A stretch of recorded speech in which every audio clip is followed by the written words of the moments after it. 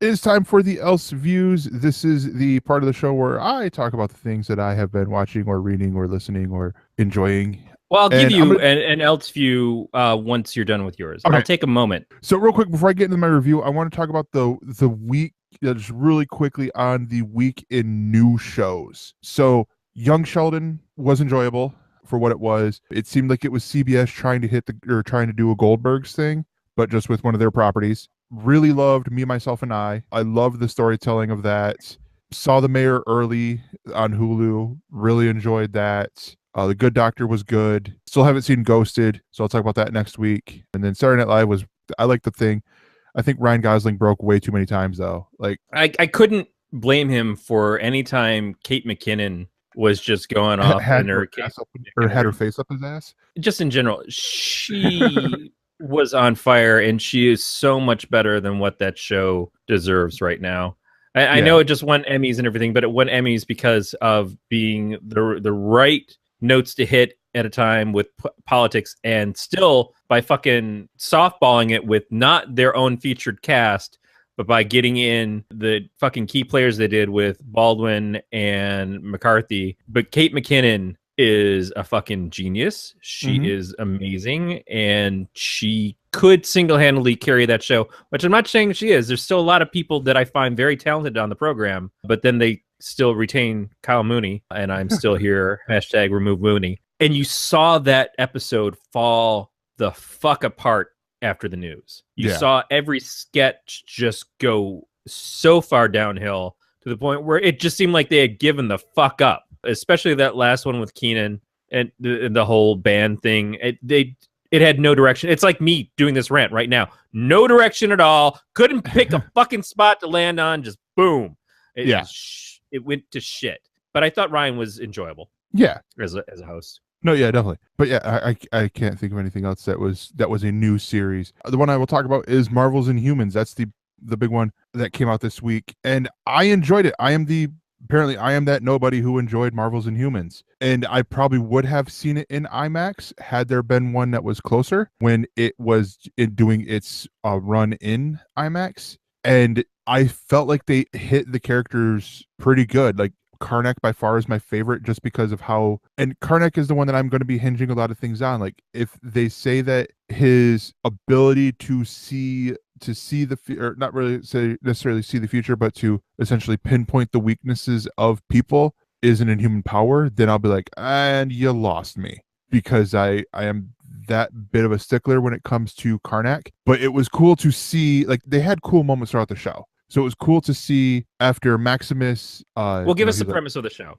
Okay, so for anybody not familiar with Inhumans, which should be a lot of people, I will tell you, sum it very quickly. What happens when Marvel can't control what happens with the X-Men? Yes, but they were created by, much like almost 90% of Marvel Universe, by Stan Lee and Jack Kirby back in the 70s, I believe. But I think with the Inhumans, with the Inhumans, you're following the royal family of Black Bolt, Medusa, Gorgon, Triton, Karnak, Crystal, and their dog Lockjaw. And if you don't know what the Inhumans are, they are people who get abilities with the exposure of Terrigen crystals. And it was cool. They definitely set it up like, they are a royal family with, like, they called one area the caste. They have a caste system, and they were in the caste housing and stuff like that. And Maximus is in there. I think I forgot to mention Maximus as one of the members of the royal family. There are videos out there that explain the powers. The big ones to know is Black Bolt doesn't speak because even the tiniest whisper can level a town. And so that was one of the things I'm like, okay, you cast... When this is going to be a movie, there was, like, Vin Diesel talked about, like, how he wanted to be Black Bolt. Like, he wanted to be cast in there. I'm like, well, yeah, that's a good cast for you. Basically, the Marvel Cinematic Universe, you're allowed to say 5 words. And, 3 of them are, I am Groot. Which they should be the only 3, but it's a caveat made for the end of a very wonderful movie.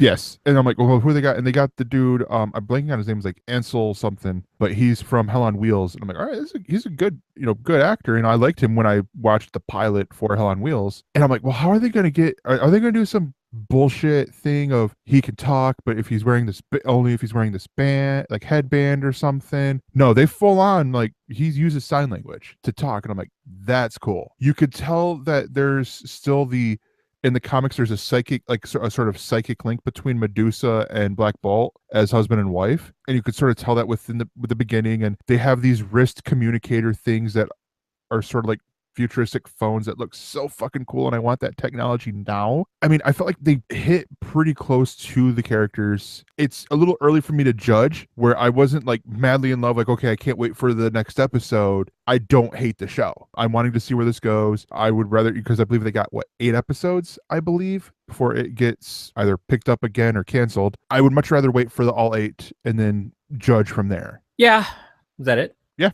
All right, so here's where I'm going to bust in with. This is my else view for this week, and that is I didn't watch Inhumans, and I didn't watch Young Sheldon, and I didn't watch the new house thing, which if you really want a new house, go watch that show Chance on Amazon. It looks like it's trying very hard to be a house and has Hugh Laurie actually in it. I didn't watch The Mayor, although it looks okay. I could not give a crap about any goddamn new show that's coming out.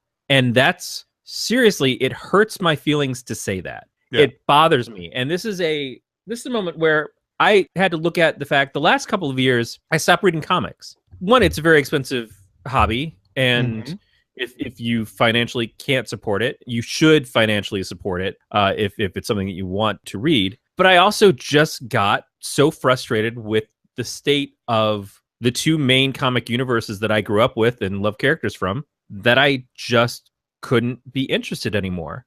And now I'm seeing a new TV season where I am a TV guy. I look forward to TV so much that I used to. If you go back in my live journal, I met her on the live journal. If you go back to my old live journal, there is posts of like when the new season would start where I would say what shows I was watching on what night and how I was going to make it all work. And like, Lord forbid there were 3 shows on at the same time because I could only record and watch 2. But I seriously, like every year I get super excited when this stuff would start up. And I looked at all of the stuff that was coming out this year and I just couldn't be damned.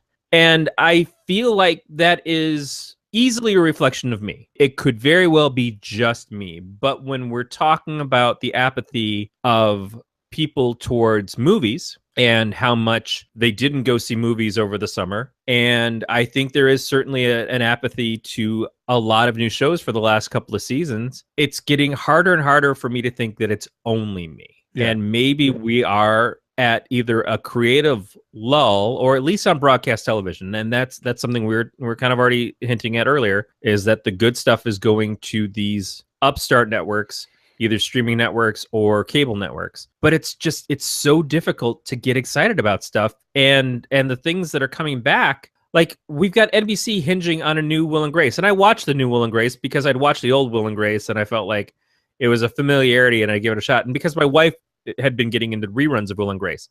New Will and Grace was a half-hour bitch fest about Donald Trump, which I'm on the side of. Yeah. But it didn't make for a very great show. And I walked out halfway through that. Yeah, I hope that it is just the one episode and that's not what the whole show is about now. And I think a lot of people got pretty ticked off about it, although it's not like they're not playing to their base. The people who are Will and Grace fans don't like Donald Trump either. But it felt so out of the ordinary for these characters to be inserted in such a way into that, where they both wind up at the White House and have this whole to-do about it. Returning shows. It's like some shows that I really love have been past their prime for a while, like Modern Family, which wins Emmys because it continues to win Emmys. Family Guy, obviously, has been not nearly as good as it used to be for some years. And some shows that I like and still want to give a chance, I just haven't been able to push myself towards, like American Gods or the 2nd and 3rd season coming up of Mr. Robot. It's like I'm so backlogged on shows that I really want to see. And I wonder, is it because we're at Maximum TV? Is it because there's so many choices? Like when I used to try to scan through Netflix streaming and I'd look for 2 hours to find something to watch because I was more interested in the search than I was the actual watching of the show or the movie. Now it's like there's so many choices of like, well, this thing's on this service and this thing's on this service. And I just kind of don't want to watch any of it anymore. Obviously, I've got other stuff in my life, but I'm busy, like my project last week. the book that I'm trying to read for our upcoming guest. There's all of that. But I felt such apathy towards the shows starting this season. Maybe one will surprise me, because I've wound up catching up a couple of episodes as they were doing reruns of Lethal Weapon. Mm-hmm. And I'm kind of digging the show far more than I ever thought I would. It's not fantastic, but it's fun enough, and it's just got the right rhythm. And the chemistry between the two leads is actually pretty good. That maybe it'll get me on the backside. The Mick is another one. Like, I didn't watch the Mick when it started, but as I've caught it here and there, they did a marathon a week or two ago. I'm like, the Mick's actually pretty goddamn funny. And I don't know why I'm surprised that it is, because Caitlin Olsen is absolutely genius on Always Sunny. But I probably just wasn't interested in seeing her on a show that wasn't Always Sunny, because I just want Always Sunny back. And I kind of feel like, no, this is a good move. This is a pretty solid show. So maybe these things will catch up with me later. But I couldn't find anything that was like, I have to watch this. Yeah. And I just wonder why. No, yeah, it's weird, and I get it. And the other thing I'll say is a quick mention on the streaming side. I also got into Magic School Bus Rides Again, which stars Kate McKinnon. She voices the new Miss Frizzle on there, and I've joked around that I had the theme song stuck in my head. Like, no, I have the theme song in my head right now, because they redid the original, and I'm like, wait, so that was the lyric? Man, I've been singing that the wrong way for 20 years. and by the way, Jimi Hendrix did not ask you to excuse him while he kissed a guy. I thought it was Kiss the Sky.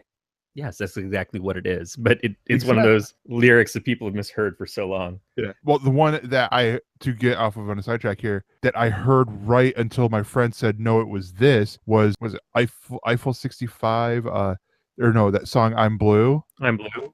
Yeah. Where it's like, I'm blue, da ba dee, da da da. I thought it was that. And he's like, no, it's I'm in need of a guy. So then I could only hear I'm in need of a guy. I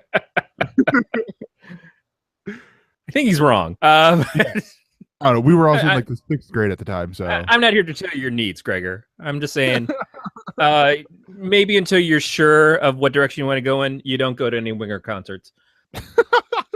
Wasn't planning on it anyways. But yeah, there. So I think that's going to do it for the ElseViews, and we will be right back. The galaxy far, far away feels closer now than ever before, and your guides through this galaxy are ready to help. I'm Zach Hagenbusher, one half of the new Jedi Archives podcast with Ben Schultz. Join us every other Tuesday for our experiences with the Star Wars saga, from the core films that we know and love, well, some of them, to the annals of history and the works that shaped Star Wars into what we know it as today. Just jump in wherever you'd like. Download an episode of the new Jedi Archives today.